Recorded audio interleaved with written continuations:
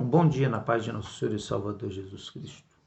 O texto de hoje do nosso devocional está na Carta Universal de Tiago, Epístola Universal de Tiago, capítulo 1. Eu vou ler o versículo 5 e o versículo 6 para dar sentido ao versículo 6. Diz assim a palavra: Se algum de vós tem falta de sabedoria, peça a Deus, que a todos dá liberalmente, e o não lança em rosto, e ser-lhe-á dada.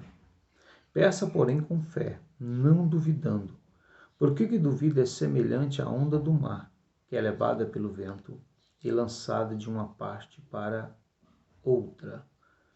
Não pense tal homem que receberá do Senhor alguma coisa.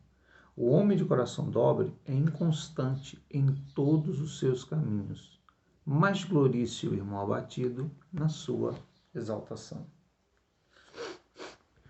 Nós temos vários conselhos práticos nesse capítulo de Tiago, mas eu gostaria de pegar um, que nós precisamos tomar muito cuidado ao longo da nossa vida cristã. Ele diz assim: se alguém tem falta de sabedoria, não vou falar da sabedoria.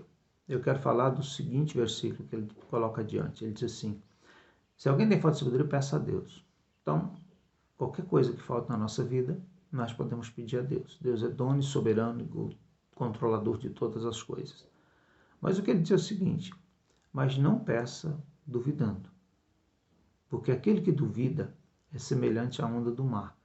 Ele é instável. A onda, por mais bonita que seja, ela não permanece de pé, ela não permanece erguida no mar. Ela sempre vai abaixar, se desfazer e vai se formar outra onda. E o que a Bíblia quer dizer para nós é que nós não podemos ser inconstantes naquilo que nós cremos. Nós somos hoje atordoados de todos os lados da nossa vida para duvidarmos do que Deus é capaz de fazer. São críticas. Existem mais incrédulos no meio da igreja do que lá fora. Existem pessoas muito mais complicadas de trabalhar a fé com eles dentro das nossas igrejas do que lá no mundo. Porque quando falamos de milagre, o mundo gosta de milagre, o mundo aceita milagre, o mundo está desesperado em busca de milagre. Mas quando falamos de milagre para aqueles que receberam o milagre da salvação, eles duvidam, eles acham desnecessário. Mas eu quero falar para você uma coisa: a dúvida ela é uma erva daninha no meio da lavoura. A dúvida ela é uma erva maligna que destrói a planta. Se nós não resistirmos às dúvidas, elas certamente crescerão dentro de nós.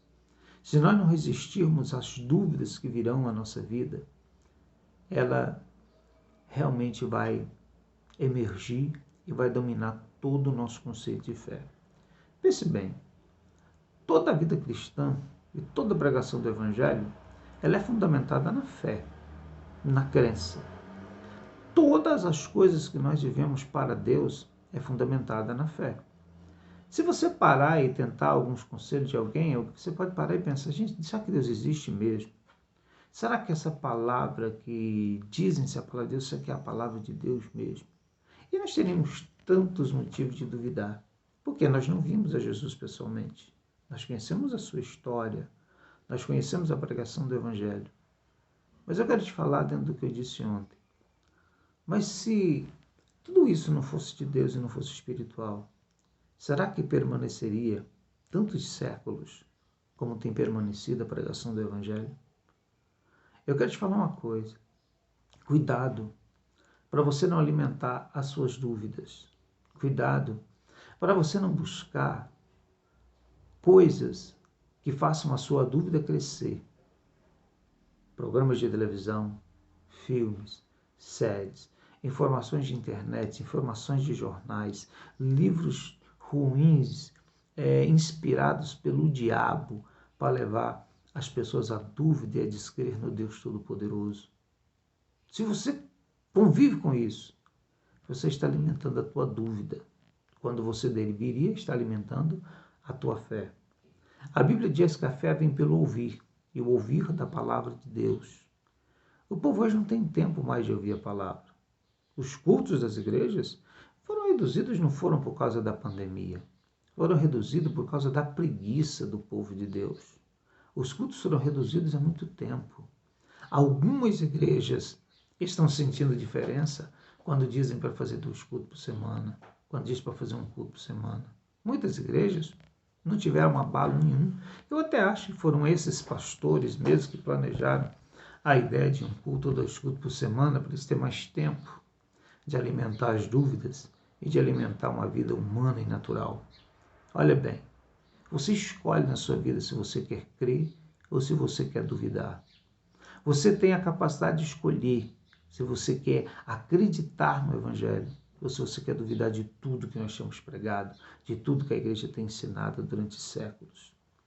Paulo fala assim, a mesma palavra que for evangelizada a nós, também foram evangelizadas a eles. Por que eles não foram salvos? Paulo fala assim, porque em nós essa palavra foi acompanhada da fé, e deles a palavra foi acompanhada da dúvida. Por isso eles não são salvos, não foram salvos pela palavra. Porque eles não creram na palavra. Porque eles não acreditaram na palavra. Eu tinha um velho pastor, pastor Teotônio. Ele falava o seguinte, que ele acreditava tanto nas histórias da Bíblia. E ele acreditava sim que o Jonas ficou 3 dias no ventre de um peixe. Muitos dizem baleia, mas a Bíblia não diz baleia. Então vou me ater ao texto. Ele ficou 3 dias no ventre do peixe. O pastor falava assim, ele ficou 3 dias no ventre da baleia. Mas se a Bíblia disser que a baleia ficou 3 dias no ventre de Jonas, eu ainda acredito. Porque para Deus todas as coisas são possíveis. O impossível dos homens é possível para Deus. Mas nós gostamos às vezes de questionar coisas, de criar questões acerca de textos, enquanto mais nós fazemos isso, mais nós alimentamos a dúvida. O Salmo 37 diz assim, habita na terra e alimenta-te da verdade. E nós, às vezes, estamos alimentando da mentira, estamos alimentando da dúvida, e estamos alimentando a nossa dúvida. Um dia Jesus chegou e disse a uma figueira, procurou fruto na figueira e não achou. E ele disse para aquela figueira, seque-se imediatamente, a figueira se secou. Os discípulos indagaram a Jesus acerca do que fora feito a figueira e disse, olha, tudo que vocês pedirem, se vocês crerem e não duvidarem, será feito. Olha bem, olha a expressão de Jesus. Ele não disse, você crê, será feito. Não, ele disse, você crê e não duvidar. Por que ele usa a expressão dupla dessa forma? Porque o grande inimigo da nossa fé é a dúvida. Porque o grande inimigo da nossa crença é a dúvida. São uma enxurrada de dúvidas que são jogadas na nossa mente e no nosso coração. A princípio, quando ouvimos a palavra, desarmados, até nos emocionamos e cremos. É como a parábola do semeador diz, recebem a palavra de bom grado, é a semente jogada na beira do caminho. Mas ela não tem profundidade. Essa palavra não foi ouvida com fé realmente. Aí começam a surgir as dúvidas. Será? E a dúvida ela é capaz de destruir muito mais do que a fé é capaz de construir. Jesus, chegando à casa de Lázaro, ele usa a expressão a Marta e Maria, dizendo assim, olha, eu não disse a vocês que se vocês crerem, vocês verão a glória de Deus. Olha bem, Jesus novamente, ele expressa que não há limites para a manifestação de Deus na nossa vida, se nós não dermos lugar à dúvida. A fé é a certeza, a fé não tem como evitar. Se eu sou cristão, se você crê que Deus existe, se você quer seguir a Deus, se você acha que serve a Deus, sem fé isso não existe. Se você duvida, se você quer explicar racionalmente milagres, explicar racionalmente Deus, você está no caminho errado, porque você nunca vai conseguir fazer isso. Deus não pode ser explicado pela nossa razão. Deus não pode ser explicado pela nossa lógica. A fé, ela é transcendental. A fé, ela está acima da lógica.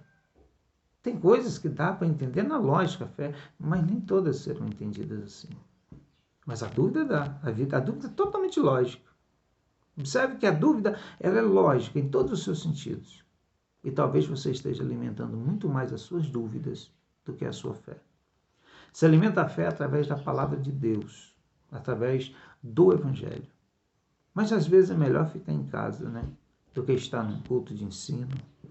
Às vezes é melhor ficar em casa assistindo televisão, assistindo alguma coisa, ou nas redes sociais, alimentando a nossa vida com a mentira, alimentando a nossa vida com a dúvida, do que estar na casa de Deus. Parece que para o corpo humano isso é mais confortável. Parece que não é tão confortável estar numa igreja, né? sentado numa cadeira ouvindo 40, 50 minutos de um sermão. À vontade, às vezes, parece que a gente está em casa. Você sabe por quê? Porque nós somos carnais. Porque as pessoas se deixam se dominar pela carne e alimentam a dúvida no coração. Será? Eu vou te falar uma coisa. Só aqueles que creem chegarão na vida eterna. Só aqueles que têm profunda fé em Deus chegarão na vida eterna. Se você tem lutado contra a dúvida, eu quero te falar uma coisa. Ore a Deus, fale com Ele, diga: Jesus, não dou conta de desvencilhar disso, mas eu quero desvencilhar, eu quero vencer a dúvida. E eu vou te dar um conselho. Ao invés de ficar na tua casa, sentado na frente de um aparelho de televisão na hora de um culto, ao invés de você ficar com o celular na mão, nas redes sociais na hora de um culto, vá para a igreja. Ainda que a palavra seja mais simples do mundo, ela vai produzir fé no teu coração. E se tu ficar em casa, você vai encher o coração de dúvida, e as dúvidas se amontoarão diante de ti. Abra os teus olhos, porque o céu é promessa de fé. A eternidade é promessa de fé. Deus é uma promessa de fé. Viver a vida cristã é uma promessa de fé. E dentro da dúvida, não há salvação. Que Deus abençoe você. Pense nisso e busque ajuda se você está precisando de ajuda. Em nome de Jesus.